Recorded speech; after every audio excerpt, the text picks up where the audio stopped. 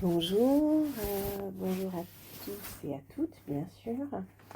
Voilà, avant de démarrer cette conférence Sarah derrière le miroir, je souhaitais me présenter en quelques mots pour que vous compreniez un petit peu le parti pris de ce regard sur Sarah Bernard, qui était appelée aussi la divine. En fait, je m'appelle Emma Scali, je suis actrice, autrice et psychanalyste. Et il se trouve que Sarah me fascine depuis des années et à plus d'un titre. Alors, en tant qu'actrice, évidemment, elle a suscité chez moi un certain engouement. D'ailleurs, pas que chez moi, elle a suscité en son époque un engouement sans précédent. Et en tant que psychanalyste, en fait, en tant que psy, eh bien, elle me fascine parce qu'elle incarne à elle-même la figure un petit peu de l'hystérie par excellence. Et pour vous en témoigner, en fait, je vais un petit peu vous expliquer comment va se dérouler mon propos en 3 temps. Alors, dans un premier temps, en fait, je vais évoquer la naissance de la vocation théâtrale de Sarah Bernard au couvent de Grandchamp quand elle était enfant. Ensuite, je vais revenir plus précisément sur la figure de l'hystérie et vous expliquer de quoi il s'agit exactement, notamment en ce 19e siècle. Et puis, enfin, je vais faire un focus, en fait, sur le personnage d'Hamlet, parce que c'est un personnage qui a absolument marqué la figure de Sarah Bernard d'une part, et puis parce que c'est un personnage mythique dans la littérature et dans le théâtre, notamment le théâtre de Shakespeare, mais enfin c'est un rôle qui est mondialement connu et qui a eu un impact particulier sur Sarah Bernard, à la fois dans sa vie personnelle et puis dans sa vie théâtrale, vous allez le voir. Alors, je démarre. Donc, si on retrace l'histoire de Sarah Bernard, eh bien Sarah, c'est la première star internationale, en fait avec 100 ans d'avance sur Madonna, Oprah Winfrey ou encore Lady Gaga. Elle a été la pionnière des stars planétaires, tout en étant à la fois une femme d'affaires, une amante, une mère, une militante et une féministe avant l'heure. Donc, elle a été absolument incroyable, elle a fait sauter tous les carcans, elle a transcendé tous les clivages et elle a joué ses pièces sur les 5 continents, Sarah Bernard. Depuis les États-Unis jusqu'en Russie, en passant par l'Australie, le Brésil, bref, elle est même allée incarner, non mais imaginez un petit peu Phèdre, la Phèdre de Racine, devant les Indiens d'Amérique en plein Colorado. Donc elle était un petit peu démente quand même, assez extraordinaire. Alors autant dire qu'aujourd'hui, j'ai envie, oui, de dire ça, c'est-à-dire qu'à l'heure de TikTok, d'Instagram ou de MeToo, en fait, eh bien, la Sarah d'hier serait aujourd'hui la reine de tous les réseaux. Mais celle que Cocteau, d'une certaine façon, a surnommée la divine, eh bien, n'est pas devenue une star par hasard. Imaginez un petit peu. En fait, on est en 1856, dans le très chic couvent versaillais de Grandchamp, et une petite fille de 12 ans, à la chevelure un peu indisciplinée comme ça, regarde avec envie ses camarades répéter une pièce de théâtre. Sœur Thérèse l'a écrite spécialement en l'honneur de la visite le lendemain de Monseigneur Ciboure, qui est archevêque de Paris. Alors, sur son uniforme sont brodées 2 initiales SB. La petite fille s'appelle Sarah Bernard, mais son nom trahit un petit peu trop ses origines juives aux yeux des religieuses. Elles l'ont donc rebaptisée Rosine. Alors peut-être parce qu'elle ressemble à une rose sauvage, ravissante, mais avec des piquants. Quoi qu'il en soit, la première chose qu'on remarque chez cette jeune fille, eh bien, et ce sera le cas, j'ai envie de dire, un petit peu toute sa vie, ce sont ses yeux magnifiques, vert mordoré. En fait, on a l'impression qu'ils changent de couleur lorsqu'elle est en colère, qu'ils deviennent un petit peu blond foncé. Quoi qu'il en soit, à l'instant où je vous parle, en 1856, dans ce couvent des Grandchamps, eh bien, Sarah observe la répétition générale et elle trouve que la jeune fille qui est censée interpréter l'archange Gabriel est plutôt mauvaise. Donc Sarah s'agite nerveusement sur sa chaise, Et d'une certaine façon, si elle n'a pas été choisie, eh bien c'est d'abord parce qu'elle n'est pas baptisée, malgré qu'elle soit une excellente élève. Mais Sarah connaît quand même tous les rôles par cœur, quand même. Et ce mot « quand même », qui est sa devise, vous verrez, a vraiment du sens. Quoi qu'elle en soit, elle se répète les rôles à haute voix la nuit et elle sait tous les gestes, toutes les intonations qu'il faudrait prendre. Et soudain, alors là c'est presque le miracle, l'archange Gabriel devient muet. Plus un son ne sort de la bouche de l'autre fillette, qui sanglote évidemment en disant « j'y arriverai pas ». À ce moment-là, notre Sarah Bernard, alias Rosine, se dresse sur sa chaise et bondit sur la scène en criant « ma mère, je sais sa part, voulez-vous que je la répète ?» Et toutes les petites amies qui sont présentes confirment « oui, elle le sait bien. » Et c'est comme ça que Sarah, alias Rosine, en fait, fait son entrée sur la scène, armée d'une branche de saule en déclamant « Ne crains rien, Toby, je serai ton conducteur, j'écarterai de ta route les ronces et les pierres. La fatigue t'accable, repose-toi, moi, je veille. » À cet instant, évidemment, Toby doit se coucher au bord de 5 mètres de voile bleu censé représenter le fleuve Tigre, qui serpente au sol, et les religieuses, eh bien, elles sont médusées. La voix vibrante, une voix qui ne récite pas, mais qui déclame, avec une gestuelle assez incroyable, une espèce d'assurance comme ça dans l'attitude, eh bien, stupéfie tout le monde, et c'est la jeune Sarah qui vient de naître quelque part à elle-même. Alors évidemment, une question se pose à ce moment-là, est-ce qu'on peut faire incarner l'archange Gabriel par une non-baptisée ? C'est un peu particulier. Sarah, évidemment, est très pieuse, hein. Elle affirme souvent d'ailleurs « quand je serai grande, je serai religieuse ». Et cela doit jouer en sa faveur parce que la mère supérieure finalement tranche en disant « Ok, c'est bien Rosine, c'est toi qui incarneras l'archange ». Et c'est ainsi que Monseigneur Ciboure est devenu le premier spectateur et admirateur de Sarah Bernard, qui était alors vêtue d'une longue robe blanche complétée de 2 ailes de papier. Quoi qu'il en soit, juste après la représentation, eh bien, la mère supérieure annonce que Sarah sera baptisée au printemps. Son père a d'ailleurs promis d'être là, et l'archevêque dit qu'il sera présent aussi. Seulement 8 jours plus tard, eh bien, l'archevêque est assassiné à Paris par un demi-fou, et le père, évidemment, de Sarah ne vient pas. Évidemment, c'est une douleur pour elle, elle se sent un petit peu abandonnée comme ça. N'empêche que son destin est scellé, elle va certainement devenir actrice. Elle ne le sait pas encore, tout n'est pas encore décidé, mais c'est présent en elle. Alors, qui c'est cette petite Sarah Bernard, si pleine de fougue? Eh bien, c'est une jeune fille en quête de reconnaissance absolue. Je le disais, son père n'est pas venu, ne viendra pas à son baptême, et sa mère, depuis qu'elle est née, en fait, préfère d'une certaine façon ignorer son existence. Donc, Sarah hésite à devenir religieuse, et en réalité, toute sa vie, elle oscille, en fait, entre cette foi, cette envie d'être religieuse, et son désir prégnant d'être la plus grande actrice du monde. En fait, la question qu'elle se pose, c'est renoncer au monde ou chercher à la reconnaissance à tout prix. Eh bien, elle est un petit peu entre ces deux choses, hein, entre ces deux choses, mon cœur balance.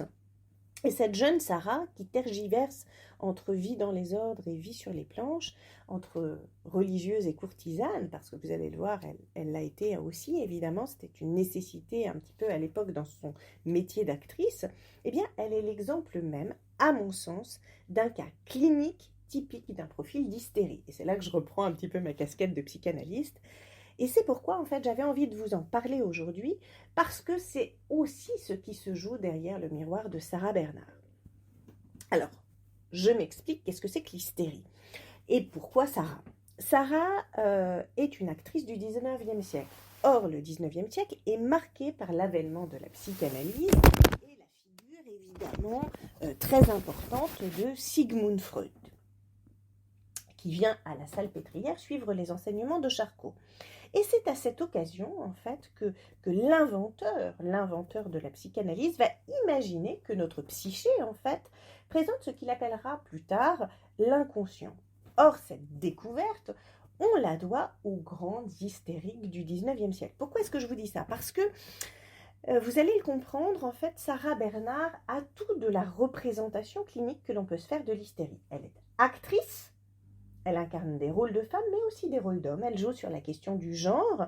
Elle est depuis toute petite traversée par la question de la mort qui jonchera toute sa vie, notamment au moment du décès de sa petite sœur Regina. Et c'est aussi ce rapport à la mort extrêmement prégnant chez Sarah qui fait que je vais vous parler de Hamlet tout à l'heure. Alors, Sarah, elle est en outre marquée à plus d'un titre, comme je vous le dis, par la figure d'Hamlet et par cette notion d'hystérie. Alors, le mot hystérie, c'est un mot qui est extrêmement galvaudé. En fait, cliniquement, l'hystérie, c'est quoi? Racamier, qui est un psychanalyste du XXe siècle, a écrit « L'hystérique ne fait pas de théâtre, il, elle, est théâtre. Il, elle, n'est pas un acteur. Il, elle, est acteur. Il n'a pas d'émotion. Il est des émotions. » Alors, autrement dit, l'essence même de l'hystérie, c'est le théâtre et la dramatisation. Alors, comme je l'ai dit tout à l'heure, c'est en travaillant avec le docteur Charcot à Paris que Sigmund Freud a commencé à élaborer en fait ses premières théories autour de la notion d'inconscient. Et à la fin du 19e siècle, à l'hôpital de la Salpêtrière, en fait, Jean-Martin Charcot utilise l'hypnose pour étudier l'hystérie décelée chez des patientes qui sont paralysées, anesthésiées, voire parfois victimes de cécité, mais sans lésions organiques décelables. En fait, Charcot, souvent en public, et d'ailleurs Sarah Bernhardt est allée assister à des séances d'hypnose de Charcot. Donc Charcot, souvent en public, mais alors ces patientes, qui sont des patientes malades, sous hypnose, pour étudier leurs symptômes. Et alors que sous hypnose, justement, et de manière assez spectaculaire finalement, les patientes marchent très bien, hein, quand elles sortent de cet état d'hypnose, eh bien elles sont à nouveau paralysées. Freud, qui a alors 29 ans, suit et observe avec une attention très précise les recherches de Charcot sur ses patientes, et ce sont ces expériences-là et ces travaux qui lui feront dire en fait par la suite qu'une partie de notre conscience, celle à laquelle nous avons accès, n'est certainement qu'une seule petite partie finalement de nous-mêmes, et qu'il existe probablement une autre partie qui échappe à la conscience, une partie que l'on peut révéler sous hypnose et qui affecte notre façon de vivre. Freud dira même plus tard, en fait, que cette instance, l'inconscient, eh bien, c'est cette instance-là qui régit nos rêves, qui régit nos lapsus, nos actes manqués, etc. Et c'est là que je fais le lien évidemment avec Sarah Bernhardt, eh bien ce sont bien les problématiques historiques qui ont permis de mettre à jour l'existence de l'inconscient tel que Freud en parle dans ses ouvrages. Mais alors l'hystérie c'est quoi exactement? Eh bien c'est une névrose qui pourrait se caractériser selon les mots de Jacques Lacan par une personne qui se comporte comme une esclave qui cherche un maître sur qui régner.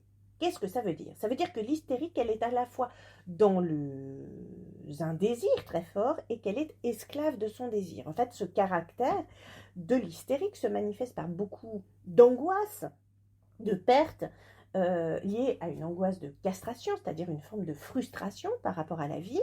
Et aussi, en thérapie existentielle, on pourrait dire qu'il s'agit d'une angoisse de perte liée aux contraintes existentielles de finitude, de solitude et de quête de sens.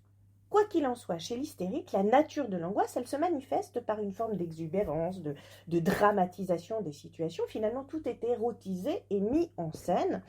Pourtant, la mise en scène ne s'opère pas de manière manipulatoire. Non, elle s'opère de façon inconsciente, à son insu. En fait, l'objectif premier, j'ai envie de dire, de l'hystérique, c'est d'être aimé et reconnu, d'être vu tout en ne l'étant pas. C'est là que c'est compliqué, et c'est pour ça qu'on voit bien que la figure de l'acteur et de l'actrice est évidente, puisque l'acteur, l'actrice, c'est celui qui se met en scène, qui se montre à voir, mais derrière un personnage, tout en n'étant pas tout à fait lui-même, tout en ne donnant pas accès à la totalité de sa vulnérabilité. Et c'est évidemment ce qui se passe pour Sarah Bernhardt. Alors, l'hystérique, elle ne cherche pas à posséder, en fait, elle cherche à rencontrer, à être choisie. Et son besoin se situe finalement plus du côté de la reconnaissance et de l'amour que du pouvoir ou de la possession. Or, pour l'hystérique, le meilleur moyen d'accéder à l'amour, eh bien, c'est la mise en scène, une façon de s'habiller particulière, une façon de parler particulière. Et ce qui est très frappant chez Sarah Bernhardt, eh bien, c'est que toute sa vie, elle a été extravagante à la scène et à la vie elle-même. Très souvent, elle était vêtue de blanc et en fait, elle jouait sans cesse de son image. C'est d'ailleurs elle qui a inventé le concept de publicité en vendant son image pour des parfums, des champagnes, des biscuits. Et très tôt, elle a compris le pouvoir de la réclame et elle en a joué. De fait, Sarah Bernhardt a marketé un petit peu son image, son nom même, comme on markete un produit. Je ne sais pas si vous le savez, mais c'est la première en fait à avoir créé un autographe, donc à avoir signé des cartes et à avoir inventé ce système de l'autographe. Donc elle a vraiment inventé le système du Star System. Tout ça pour dire quoi? Eh bien pour dire que l'hystérie, eh bien, c'est une forme de mise en scène de soi-même. Et pour ça, évidemment, l'hystérique a besoin d'un public dans une forme de théâtralité. Donc, pour donner un exemple un petit peu, l'hystérique, elle peut facilement s'évanouir pour que tout le monde vienne à son chevet. Elle ne feint pas, évidemment, les choses, elle tombe réellement dans les pommes. Mais inconsciemment, son objectif, c'est d'attirer l'attention. Ce dont elle peut se défendre, bien sûr, puisqu'elle n'en a pas conscience, mais son besoin d'être regardée, d'être aimée comme ça est immense. Et ce qui, évidemment, pour une actrice, et une actrice de l'ampleur de Sarah, semble absolument prégnant. En fait, ce qui caractérise l'hystérique, c'est ce rapport excessif au monde. Et Sarah Bernhardt est l'exemple de ça, parce que chez elle, en fait, elle possédait une véritable ménagerie, un guépard, alligator, une centaine de grenouilles qui étaient censées croisser la petite musique de nuit à son réveil. Autant vous dire qu'il y a quelque chose d'un peu presque délirant, en fait, dans cette extravagance. Et Sarah Bernhardt avait un immense besoin de vibrer, d'aimer, d'être comblée aussi. Et puis, l'hystérie, eh bien, elle se manifeste aussi dans un corps qui parle et qu'on ne maîtrise pas forcément. Or, Sarah Bernhardt a eu très longtemps des problèmes de poitrine, elle a fait des crises d'urémie également, et puis elle a eu cet immense problème à la jambe qui a fait qu'on a dû lui amputer la jambe, et finalement, c'est son corps tout entier, en fait, qui s'est retrouvé vibrant. Mais les hystériques, elles ne sont pas que vibrantes, elles sont aussi attachantes, bien sûr, par cette mise en scène et cette faiblesse, mais elles peuvent aussi apparaître comme relativement énervantes, parce qu'on a envie de se dire parfois, bon, bah, ça va, la mise en scène, là, on peut se calmer un petit peu. Et elles peuvent apparaître comme ça très casse-pieds. Hein. Ce qu'il faut savoir, c'est que Sarah Bernhardt n'était pas que gentille. Hein. Quand elle a quitté la comédie française avec Pertes et Fracas, elle a emporté ses costumes, bien sûr, puisque les comédiennes à l'époque achetaient elles-mêmes leurs propres costumes, mais elle a pu laisser des chaussures. Et pour que les autres comédiennes qui faisaient la même pointure n'utilisent pas ses propres chaussures, vous savez ce qu'elle a fait? En fait, elle a cassé les talons des chaussures pour qu'elle ne puisse pas les utiliser. On voit un peu l'ego du personnage. Hein. Et on a aussi ça chez l'hystérique, une forme d'égocentrisme. Pas forcément d'égoïsme d'ailleurs, parce que Sarah Bernhardt, elle a pris en charge beaucoup sa famille, même sa sœur Jeanne, qui a été pas très sympa avec elle. Elle a été très présente pour son mari Jacques Damala bien longtemps après leur séparation. Elle a été très présente pour sa mère, donc elle n'était pas égoïste, mais égocentrée, ça c'est sûr. Alors d'où est-ce que vient la névrose hystérique? Eh bien, elle est la conséquence d'une fixation symbolique de l'angoisse sur des symptômes physiques ou psychiques. En fait, l'angoisse n'est pas vécue comme telle, si vous voulez, elle est convertie de façon inconsciente en pseudo-symptômes physiques et elle se développe évidemment sur des personnalités qui sont de type hystérique et qui ont les caractères suivants. Donc, un égocentrisme important, comme je venais de le dire, un besoin d'être apprécié de l'entourage qui les conduit finalement à adapter leurs idées, leurs opinions à leur audience afin de mieux saisir ce qui se passe chez les autres et de pouvoir mieux séduire ces personnes. Et donc, comme je le disais, Sarah a toujours été présente pour les siens. Et puis, il y a évidemment une exubérance, une démonstrativité. Donc là, les animaux et la ménagerie dont je parlais tout à l'heure en donnent tout à fait l'image. Il y a aussi une théâtralisation avec une dramatisation des situations. Les personnes sont mises en scène. Et puis, il y a un besoin, évidemment, avide, fort, d'affection, de séduction qui conduit à érotiser les rapports sociaux tout en se retirant finalement des situations qui deviennent trop impliquantes. Donc, il y a une tendance chez l'hystérique à nouer des liens relativement factices Et pour plaire, finalement, qu'est-ce que fait la femme hystérique? Eh bien, elle déploie des trésors de séduction pour capter l'attention, pour capter son entourage, et elle éprouve le besoin, évidemment, impérieux d'être le point de mire de tous les regards, et elle y parvient non sans mal, mais elle est tellement sensuelle, tellement attirante finalement qu'elle apparaît irrésistible. Alors évidemment, elle redouble de charme, mais il ne faut pas s'y tromper en fait. La vie sexuelle, la vie amoureuse de la femme hystérique est souvent troublée, limitée, insatisfaisante, et c'est exactement ce qui se passe avec Sarah Bernhardt, parce qu'elle est finalement trop malheureuse. Elle se donne aux hommes évidemment au début de sa carrière, mais je pense profondément qu'elle aspire à autre chose, et en même temps elle refuse de trop donner. Alors c'est assez complexe si vous voulez. Elle aime passionnément et en même temps elle se retire tout de suite. Euh, et elle passe finalement du rôle de muse romantique à celui de garce. Et c'est exactement ce qu'on retrouve finalement dans les liens que Sarah Bernhardt a pu avoir, par exemple, avec un de ses partenaires de la comédie française, qui était un comédien assez connu, et avec qui elle était à la fois très proche et en même temps très lointaine. Et finalement, derrière le masque dont elle s'affuble, qu'est-ce que recherche l'hystérique? Eh bien, elle recherche l'amour pur. Alors, évidemment, le sexe transpire de partout, hein, il y a une éruption comme ça de la sexualité, mais l'hystérique multiplie des mots étranges, et elle est une espèce de mystère comme ça à déchiffrer pour les autres et puis pour le corps médical, et ça lui donne une personnalité un peu insaisissable qui fait que on ne sait pas très bien qui elle est et comment elle fonctionne d'une certaine façon. Et elle apparaît un petit peu versatile, comme ça, en proie à des crises existentielles, et elle s'interroge finalement dans son désir, et aussi sur le désir de son partenaire. Elle pourrait se poser la question, par exemple, qui suis-je pour lui, mais aussi sur sa propre identité sexuelle. Est-ce que je suis un homme? Est-ce que je suis une femme? Et là, évidemment, ça rejoint la figure de Sarah Bernhardt. Pourquoi? Parce que devenue très grande actrice, qu'est-ce qu'elle fait? Elle s'affranchit de tous les carcans et elle décide d'incarner des rôles d'hommes. Et elle crée Lorenzaccio de Musset, mais un des rôles d'homme les plus phares en fait qu'elle va choisir d'incarner, eh bien c'est Hamlet. Hamlet qui est un personnage évidemment exceptionnel, donc elle ne choisit pas n'importe quel personnage, elle choisit peut-être le plus grand rôle du répertoire, mais aussi elle va le jouer non seulement au théâtre, mais au cinéma, dans le duel d'Hamlet, et surtout Hamlet est un personnage qui l'accompagne toute sa vie. Pourquoi? Parce que c'est un personnage qui interroge la mort. Alors, je vous propose de nous arrêter un petit peu sur ce personnage et de voir en quoi il fait lien avec Sarah Bernhardt.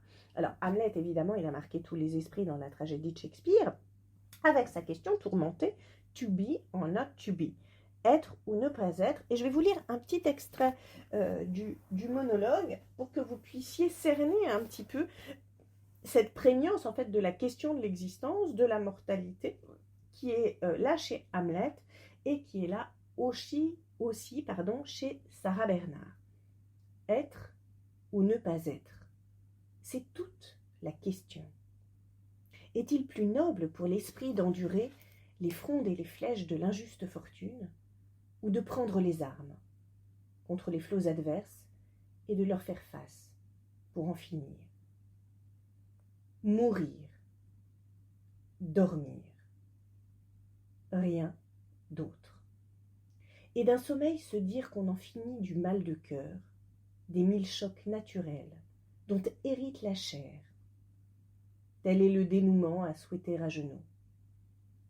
Mourir, dormir, dormir.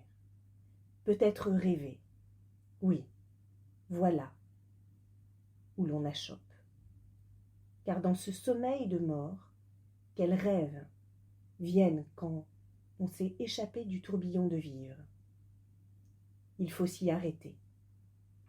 Voilà la pensée, où naît la calamité d'une si longue vie. Qui donc souffrirait le fouet et les injures du temps, les méfaits du tyran, l'arrogance de l'orgueilleux, les peines de l'amour déprisé, la loi silente, l'insolence des gens en place, et les brimades que patiemment le juste doit souffrir, des indignes. Quant à soi-même, on peut se donner quitus avec une pauvre pointe. mourir, dormir, dormir, peut-être rêver. Alors pourquoi est-ce que je vous lis ce petit extrait? Parce qu'il est absolument parlant par rapport à Sarah Bernhardt, pour plusieurs raisons. D'abord, la question de la mort envahit tout son espace. Depuis qu'elle est toute petite, parce qu'elle a eu des gros problèmes de santé, de poitrine, aussi plus tard, parce qu'elle assiste à la mort terrible de sa sœur Regina, dont elle est très proche. Et c'est tellement douloureux pour elle qu'elle va finir en fait par sculpter un buste de Regina face auquel elle va rester pendant des jours en fait, pour le sculpter, tant la mort est prégnante dans son univers. Ce qu'il faut savoir, c'est que Sarah Bernhardt se faisait prendre en photo à dormir dans un cercueil. Elle avait des crânes d'Hamlet autour d'elle. Donc, on voit bien, hein, si vous voyez là sur l'image, en fait, on a le crâne d'Hamlet. Et c'est un petit peu ça, en fait, qu'on retrouve chez Sarah Bernhardt. C'est la question de la vanité. Vivre, vivre, vivre, plus que tout pour éviter de mourir, par peur de mourir, et en même temps dans une fascination de la mort.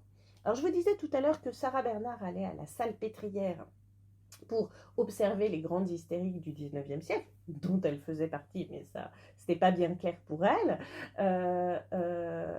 Elle allait également à la morgue pour observer les cadavres et pouvoir jouer la mort. Enfin, on voit bien comment c'est ultra prégnant chez elle, ce rapport à la mort qui est d'une violence extrême. Et ce qu'il faut savoir, alors là, c'est absolument fou, hein, c'est que,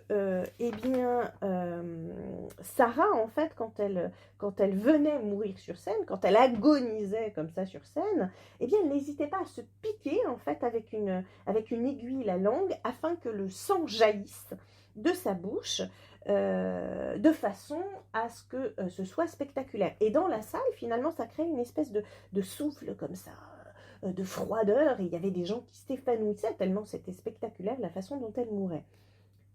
Et pourquoi ça fait écho au monologue d'Hamlet? Si je reprends le début du texte, il dit bien « être ou ne pas être, c'est toute la question ». Être ou ne pas être, c'est toute la question. J'aurais presque envie de dire être vu ou ne pas être vu, c'est toute la question, et c'est un petit peu ce qu'on retrouve en fait chez l'hystérique. Pourquoi? Parce que être ou ne pas être, c'est aussi la question de être ou paraître. Hein,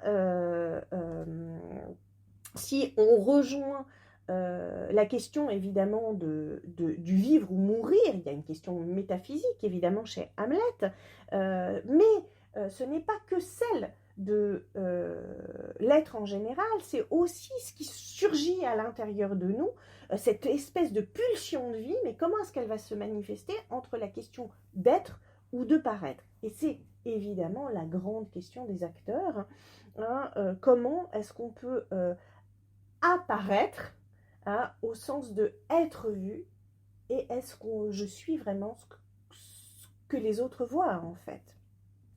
Et donc, il y a une très très forte tension chez Hamlet entre Eros et Thanatos, hein, entre pulsion de vie et pulsion de mort. D'ailleurs, il soumet Ophélie à quelque chose de terrible.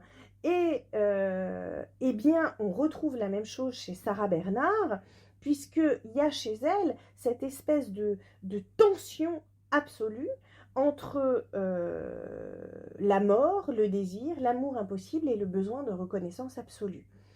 Et évidemment entre le désir de mort et la mort du désir. Alors je vous explique un petit peu pourquoi, et pour ça il faut revenir sur un élément capital de la vie de Sarah Bernhardt à mon sens, qui est ce qui se passe en 1866, et qui concerne, vous allez voir, la figure d'Hamlet.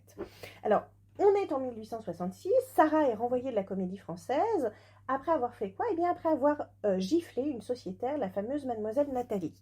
Alors, celle-ci, en fait, la veille, la fameuse Nathalie, avait bousculé la petite sœur de Sarah, Regina, dont je parlais tout à l'heure, qui avait malencontreusement marché sur sa traîne. À ce moment-là, quand Nathalie bouscule Regina, Regina se retrouve avec une entaille au front. Sarah est absolument scandalisée et donc elle se jette sur la grosse Nathalie comme une tigresse et elle lui renvoie 2 gifles. Évidemment, le lendemain, Sarah est convoquée par le directeur de la Comédie Française et il lui demande de faire ses excuses à Nathalie. Sarah refuse et elle claque la porte. À partir de là, sa situation devient compliquée, puisqu'elle va devoir, comme le dit une de ses amies, chasser à l'engagement et à l'homme. Alors, pour l'engagement au théâtre, eh bien, c'est pas gagné, parce que la mauvaise réputation de Sarah, due à son caractère volcanique, on vient bien de le voir à la Comédie Française, inquiète les directeurs de salle, et donc elle va devoir se tourner vers la chasse à l'homme qui marche un peu mieux. Alors, ce qu'il faut savoir, c'est que à ce moment-là, bien sûr, la mère de Sarah est très fâchée, et donc elle vire plus ou moins Sarah de chez elle, et donc Sarah est obligée de s'en remettre un petit peu à ses amants, dont un beau hussard, le comte de Kératry. Elle l'aime pas, mais dans son métier, il lui faut un protecteur, et sous le Second Empire, j'ai envie de dire, les demi-mondaines ont un statut social. Donc, comme elle est plus ou moins déjà prostituée, je crois moi, par sa mère, qui était elle-même courtisane, eh bien Sarah, finalement, joue de ses charmants secrets, tout en rêvant, au fond, au grand amour. Bref, quelque temps plus tard, grâce à un de ses parrains, elle obtient un engagement au théâtre du Gymnase. Elle y débute en avril 1864 dans un spectacle qui s'appelle Un mari qui lance la femme. Et là, elle incarne une princesse russe évaporée, un peu ridicule, tellement même ridicule qu'un soir, Sarah se sent tellement mal qu'elle sanglote et qu'elle a envie de se suicider. On voit bien comment la pulsion de mort, là, pousse, suicide, désir de mort. Si je suis ridicule, se dit-elle, autant mourir. Donc on voit bien comment point l'hystérie avec un fond de mélancolie. À ce moment-là, évidemment, son beau hussard est en Algérie, et Alexandre Dumas lui conseille d'aller se reposer un petit peu ailleurs, histoire de se faire oublier à Paris et de se refaire une santé comme on dit. Qu'est-ce qui se passe? Quelques heures plus tard, elle envoie un mot au directeur du théâtre du Gymnase pour lui dire qu'elle part en Espagne. En réalité, elle se rend à Bruxelles. Et là, un ami de Dumas père l'invite à un somptueux bal.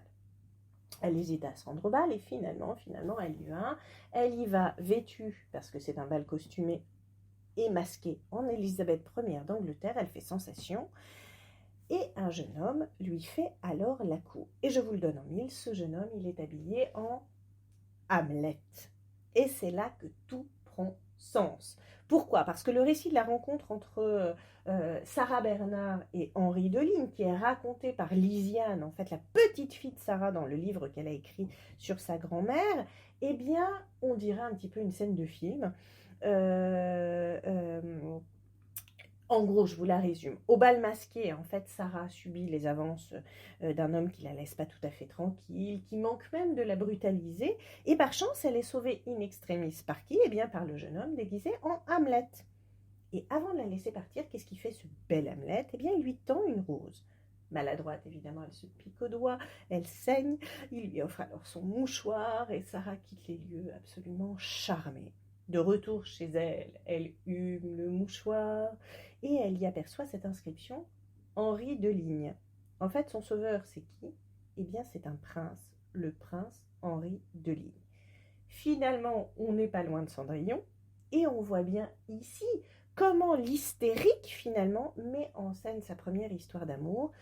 Pourquoi? Parce que Sarah Bernard, la petite actrice, finalement, qui est un peu virée partout à Paris, eh bien, tombe amoureuse d'un homme qui la sauve d'un autre, et qui, en plus, est un prince. On voit bien comment on est dans un conte de fées. Et l'histoire ne s'arrête pas là. En fait, Henri avait déjà remarqué Sarah à Paris lorsqu'elle était encore à la Comédie Française. Et après ce bal, elle rentre en fait. Quelques mois plus tard, elle se retrouve enceinte. Zut, c'est un peu gênant. Évidemment, elle ne va pas faire passer le bébé. Et donc sa mère la chasse de la maison. Évidemment, les cocottes ont parfois des accès un petit peu de petites bourgeoises comme ça. Quoi qu'il en soit, Sarah s'installe rue du Fou. Elle met au monde son petit garçon Maurice Bernard le 22 décembre 1864. Et en réalité, cet enfant sera le seul véritable très très grand amour de sa vie. Quoi qu'il en soit, désormais, elle va devoir travailler. Donc, elle est engagée au théâtre de l'Ambigu, elle joue une bergère, etc. On la trouve toujours trop maigre, trop moche, enfin bref. Et puis, le prince de Ligne revient la voir. Il veut reconnaître son fils, il lui demande de l'épouser et elle accepte évidemment, elle est hystérique, elle veut de l'amour, elle veut de la reconnaissance, là elle est reconnue par un prince, vous imaginez. Le prince, qu'est-ce qu'il fait? Il parle de la décision à sa famille. La famille est absolument consternée. Il n'est pas question qu'il épouse une actrice. Et donc la famille envoie un fameux cousin qui est chargé d'aller voir Sarah et de lui proposer une grosse somme d'argent pour qu'elle quitte Henri. Évidemment, Sarah est scandalisée, c'est limite si elle ne fait pas une crise d'hystérie. Elle explique alors qu'elle va évidemment épouser Henri et qu'elle refuse cet argent. Et là, le cousin lui explique lui à son tour que si elle fait ça, en fait, toute la famille de Ligne va renier Henri et la vie d'Henri sera évidemment fichue. Et par conséquent, la vie de Sarah et la vie du petit Maurice. La mort dans l'âme, et j'emploie bien le terme à dessein, la mort dans l'âme. Sarah promet de se tenir éloignée d'Henri. Elle prend la somme que le cousin lui propose pour pouvoir élever son enfant quand même. Et lorsque la porte se referme, évidemment, Sarah craque dans les bras de son amie toujours Madame Guérard. Et comme dans La Dame aux Camélias, qu'elle va jouer plus tard, qu'elle va créer d'une certaine façon, Sarah fait alors le choix de se sacrifier. Et on voit bien comment elle met en scène encore sa vie. Elle rompt évidemment avec le fameux prince en lui disant qu'elle choisit sa carrière et qu'elle vient d'être engagée à l'Odéon. Et à ce moment-là, et c'est en ce sens-là qu'elle est hystérique. Hein. Rappelez-vous, le prince, il était habillé en Hamlet quand elle l'a rencontré. Eh bien, elle se fait la promesse à ce moment-là qu'elle va entrer à l'Odéon comme on entre dans les ordres. Petite, elle voulait être religieuse. Eh bien, c'est une autre religion qu'elle va suivre, celle du théâtre.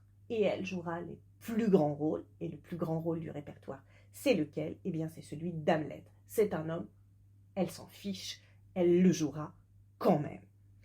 Alors évidemment, cette carrière d'actrice qu'elle se trouve obligée d'embrasser, eh bien, elle va lui dédier sa vie entière, un petit peu comme si elle prenait le voile.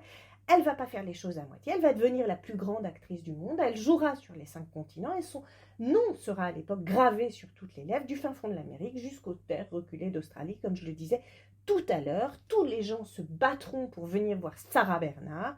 Et plus que jamais, personne ne pourra l'ignorer, personne ne pourra faire qu'elle n'est pas importante. Elle sera la plus grande pour son fils, pour dédier sa vie à son art, pour défier aussi toute son histoire, son père disparu, qu'il a abandonné, sa mère qui l'a toujours rejeté. Ok, elle doit renoncer à Henri de Ligne, elle doit renoncer à son Hamlet, à son amour, et bien, elle s'en fiche. Elle va finalement devenir elle-même Hamlet, et elle ne va plus rien laisser au hasard. Pourquoi? Parce qu'elle n'a plus rien à perdre. Et comme il lui faut une revanche, elle choisit de ne douter de rien, de ne surtout pas douter de son talent, et elle se promet que le monde entier va entendre parler d'elle et devenir la plus grande actrice du monde. Et c'est comme ça que Sarah Bernhardt crée le Star System. Comment est-ce qu'elle fait ça? Eh bien, elle joue de son image pour y parvenir, et on est dans être ou paraître, en fait. Vous voyez bien? Et plus que tout autre, j'ai envie de dire, personnalité du 19e siècle, elle va aimer poser devant les photographes, à la ville comme à la scène, elle va brouiller les pistes, elle va faire scandale, elle va inventer la publicité et la réclame. Pourquoi? Parce qu'il faut qu'on parle d'elle, que ce soit en bien ou en mal, elle a besoin d'exister, elle a besoin d'être. Et surtout, elle refuse de ne pas être. Et dans cette optique, elle se fait prendre en photo par Nadar, dans un cercueil. Finalement, elle fait un pied de nez au monde et un pied de nez à la mort, si vous voulez. Pourquoi? Pour contrer son angoisse, elle fait le parti de la vie. Une vie de plaisir, d'absolu, quoi qu'il arrive. Et en belle hystérique, finalement, elle choisit de vivre, de tout mettre en scène et de jouir de cela, quand même.